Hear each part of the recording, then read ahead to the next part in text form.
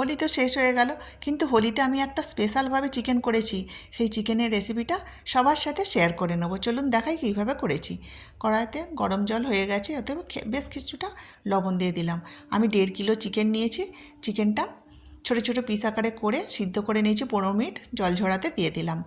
এখানে একটা আমি অন্য চিকেন করছি, এটা আমি অন্য সময় খাওয়ার জন্য তৈরি করে রাখছি।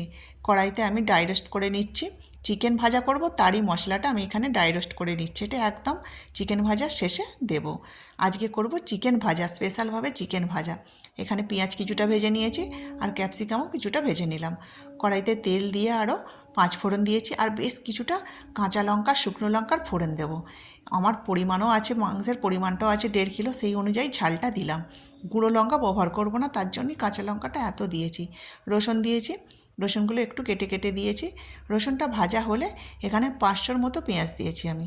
500 মতো পেঁয়াজটা যখন ভাজা ভাজা হয়ে যাবে, তখন দিয়ে দেব পরিমাণ মতো এই রসুন বাটা দিলাম আর আদা বাটা।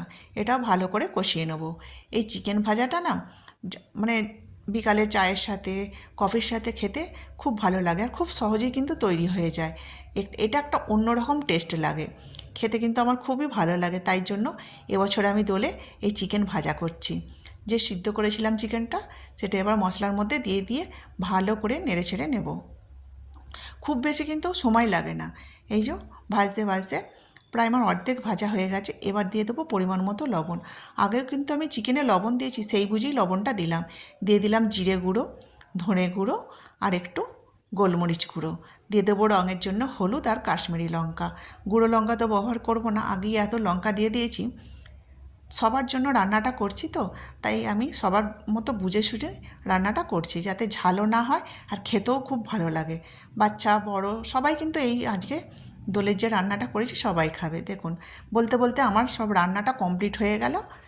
এবার ওপর থেকে যে পেঁয়াজটা ভেজেছিলাম, পেঁয়াজ ভাজা আর ক্যাপসিকাম ভাজা দিয়ে রান্নাটা শেষ করলাম। এবার যেখানে দোল সেলিব্রেশন হবে সেখানে নিয়ে চলে যাব, সকলে মিলে খাবো আর আনন্দ উপভোগ করব। কেমন লাগলো ভিডিওটা? আর যদি ভালো লেগে থাকে আমার চ্যানেলটিকে সাবস্ক্রাইব করে আমার পাশে থাকবেন। আর সকল প্রিয় বন্ধুদের জানাই হ্যাপি হোলি। সকলে ভালো থাকবেন। ধন্যবাদ।